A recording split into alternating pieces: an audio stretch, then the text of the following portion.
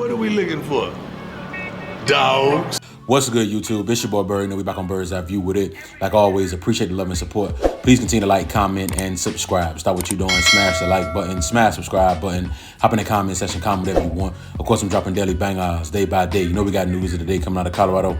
And we're going to jump right into it, dog. So, of course, we back with another recap with this Colorado football program. As always, shout out Well Off Media, Reach the People Media, for providing us this phenomenal footage each and every day. As you all know, we're coming off of our dominant performance this past Saturday against the Arizona Wildcats.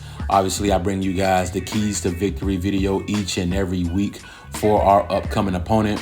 Obviously, with our offense, I mentioned that we needed to run the football, that our offensive line needs to be strong at the point of attack, that we need to continue our solid pass pro momentum, that we need to limit the self-inflicted wounds. Of course, I mentioned that we need explosive plays.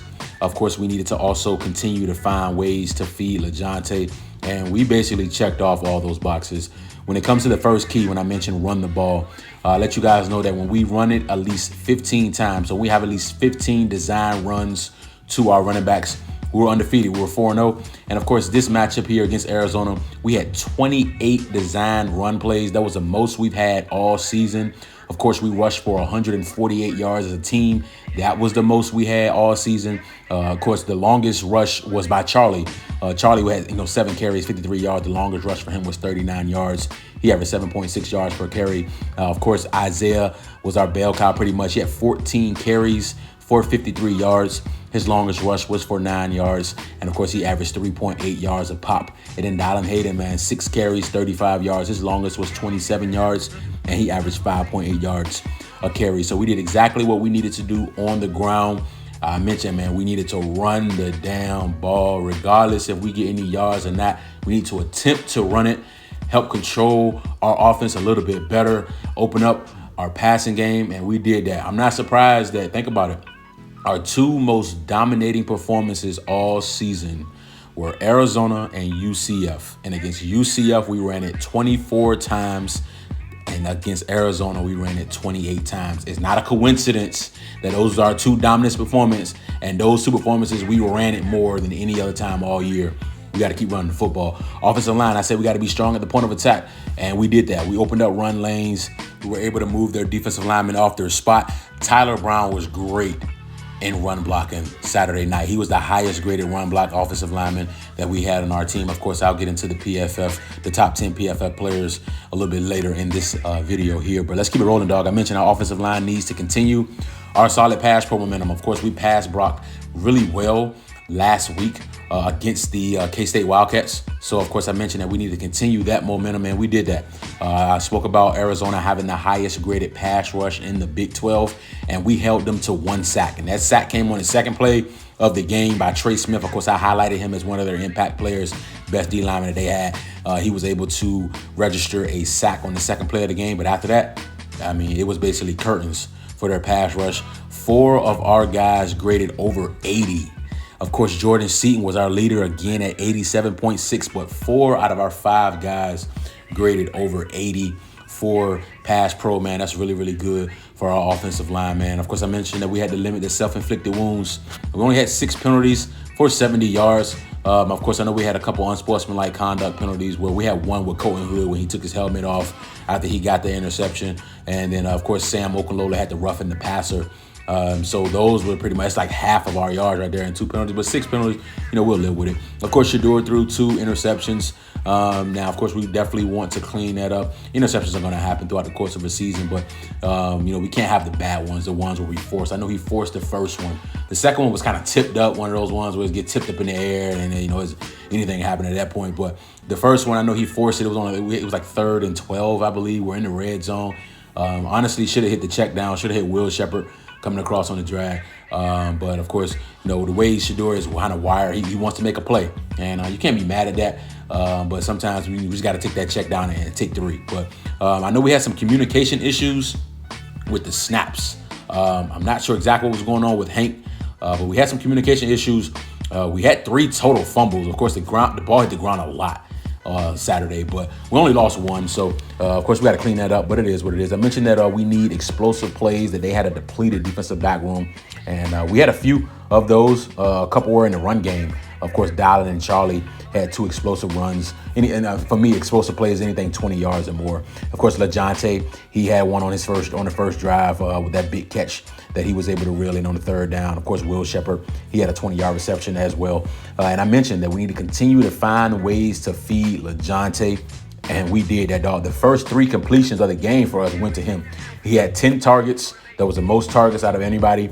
He had 8 catches, most, and he had 127 yards. That also led our receiving core as well. So like I said, we needed to find ways to feed LaJohntay, and we were able to do that. We target him more out of anybody else. Now, when we look at the keys to victory on the defensive side of the football, I mentioned that we need to turn the ball over. Now, we ended up with 3 of those. Of course, we recovered 2 fumbles, and then they threw an interception as well. Like I mentioned in the Keys to Victory video, Noah Fafita will put the ball in harm's way.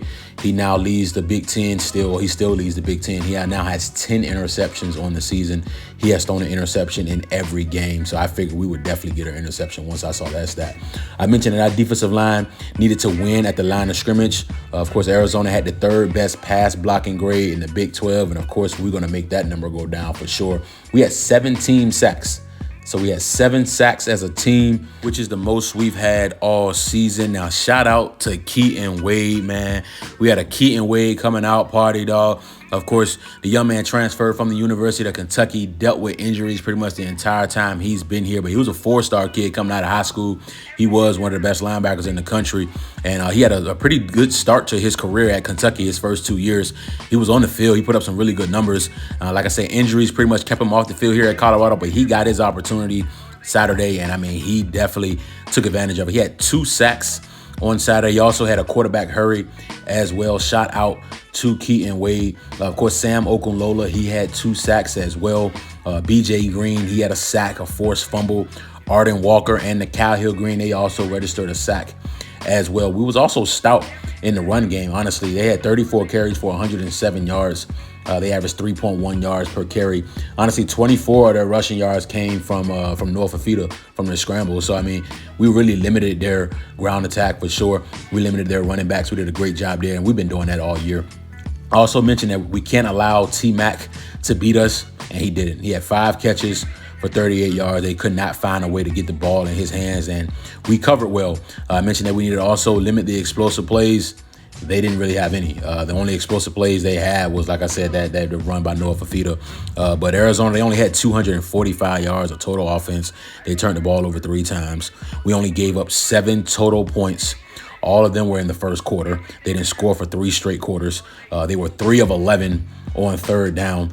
So, I mean, they punted 7 times, and they were only in the red zone once. So, I mean, our defense played extremely well. And you'll see when I get into the PFF grades, you're going to see definitely that our defense was dominant by how many defensive players we got in that top 10. Let's move over to special teams, dog. Of course, Mata, can't forget about special teams. They got to be special, like Coach Prime always says. And Mata made both of his field goals. Jimmy was solid in the return game. He had a pretty big punt return. Of course, we had 2 punts by Mate.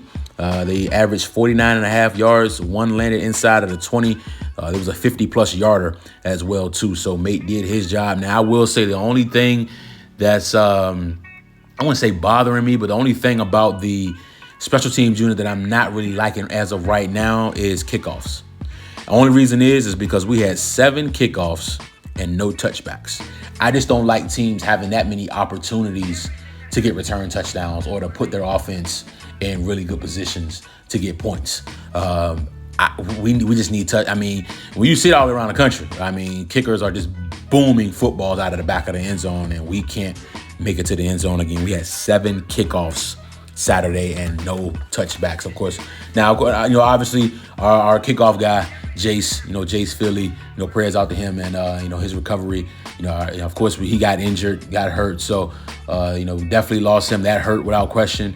But, hopefully we can get better at that and we'll be fine. But let's switch over to the top 10 PFF performances for this Arizona matchup. And let's start off, of course, with number 1 with Arden Walker. 86.5. He had our highest pass rushing grade at 86.4. He had 3 tackles. He had 1 sack. He had a quarterback hurry. He's been sneaky good for us all season. If you go look at his PFF grade, he's been sneaky good for us all season. I'm not surprised. He's been putting in a lot of work, man. He's been competing for sure. Hey, shout out to Arden Walker, dog. Let's keep it rolling. At number 2, Tyler Brown. Now, I know this is going to shock a lot of people because of how low his pass pro grade was. But again, he had the highest run blocking grade. His overall grade was 76.9. His run blocking grade was 79.4, which is really, really good. He was solid all day, especially run blocking. And, man, kudos to Rock, man. Keep grinding, dog. Coming in at number 3, Nakai Hill-Green, 74.7. He led our team in tackles with 8. He also had 1 sack. He had the second highest defensive grade on the team behind Arden Walker. And, of course, he had the highest coverage grade at 72.9 as well. Nakai Hill-Green continues to be a dominant force at linebacker for this Colorado football program. Let's keep it rolling. LeJontay Wester in the 4 spot, 74.6. Of course, he had 8 catches, which led our team, had 127 yards. That led the team as well. And then his longest reception was for 46 yards. His ability to get open, to get in and out of breaks is special, dog. He is a elite route runner, dog. And I mean, he got NFL written all over him, dog, for sure. LeJontay Wester, like I mentioned in the Keys of Victory, just continue to find ways to get the ball in his hands. Good things just happen. It's either going to be a first down or a touchdown. I mean, good things just happen when LeJontay Wester gets the football. Gachidozie Nwankwo, 73.4. He had the second best run defensive grade at 77.2. He had 1 tackle, was stout in the middle, eating up blocks. Of course, with the defensive tackles, you can't really look at the box score. You got to more so watch the film when it comes to, of course, the impact that defensive tackles have. But Chidozie Nwankwo has been solid for us all year. Another one that's been really solid for us all year, sneaky, Shane Coates, 72.2. Had the highest run grade, highest run defensive grade on the team at 78.2. Proud of Shane Coates, man. And just the ability to continue to be consistent. I mean, he's been consistent all year. And, Shane Coates is putting himself in a position to do some great things. Levante Bentley coming in here at 70.5. He was solid all across the board. Run defense, tackling. He had the 3rd highest coverage grade. If you look, our linebackers, man, had some really high coverage grades. Nakai Hill-Green and Levante Bentley both had 2 high coverage grades. Can't beat that at all, man. Like I said, Nakai had the highest, and then Bentley had the 3rd highest, man. Now, let's keep rolling. DJ McKinney, 70.2. He was the highest graded DB. He had the 3rd highest run grade. He also had the 3rd highest tackling grade at 79.6. Now, Shiloh had the 2nd highest. Kudos to Shiloh.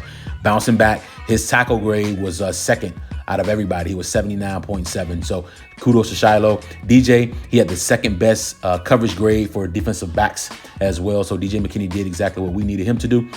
Here coming in at number 9 is Cam Silman Craig at 69.1. He had the 2nd highest graded in coverage.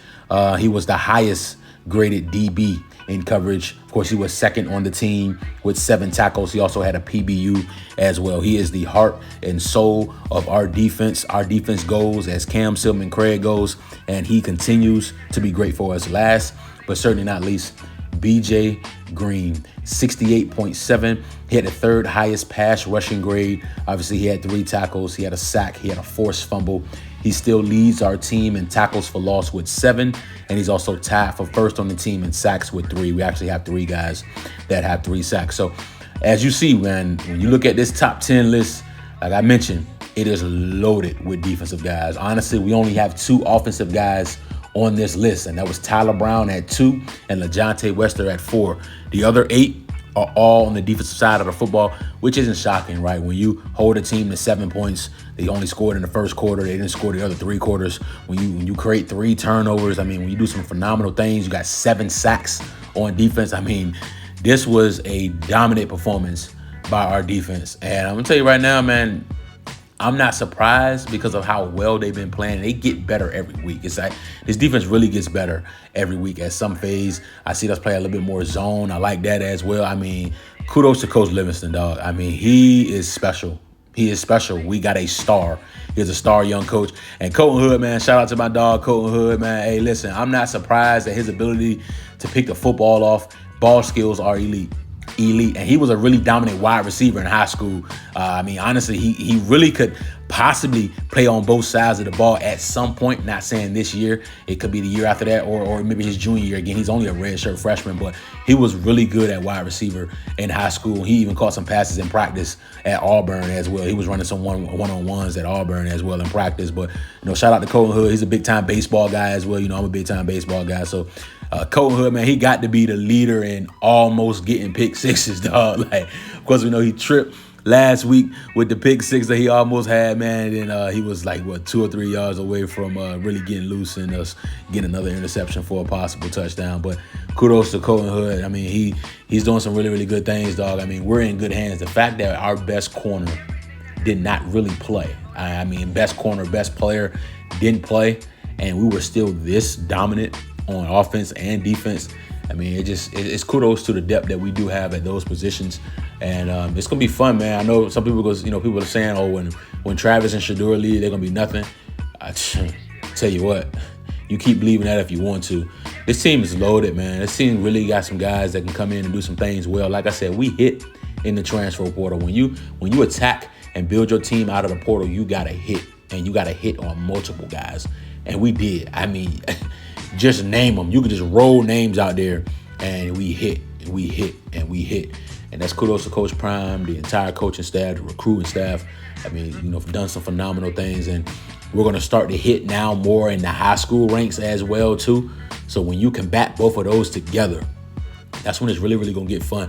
And when you look at, like, our next 5 games, they're all super winnable, too. Like, I'm talking about to the point where it's like, can easily run the table here. And then it makes you look back like, damn, dog, the K-State one really slipped away, because we honestly could have went undefeated in the conference. Now, of course, can't look forward to too much forward, but I mean, just looking at those 5 games, I mean, what team on that's left on the roster? I'm not on the roster. What team that's left on the schedule when you look at it and be like, shit, we're gonna struggle. I don't know how we're gonna beat them. Like, there's none out of those 5.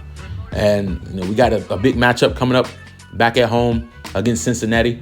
So, of course, they're going to be a formidable opponent. They're coming in 5-2 as well. It should be a big recruiting weekend for us. So, looking forward to it. Wish I could get there. I won't be able to make that Cincinnati matchup, but I will be back for that Utah game without question. I wish I could make that Cincinnati matchup. I may still try. I'm going to see what I can do. I might be able to make that. I'm not sure yet. But, yeah, for sure. If I won't make that, I'll definitely be at the Cincinnati matchup. And I'm looking to go back to the Oklahoma State game as well, too. But not going to keep it long. I just want to bring you guys another phenomenal update. Please continue to like, comment, and subscribe. You know what time it is, dog. Bird's Eye View, man.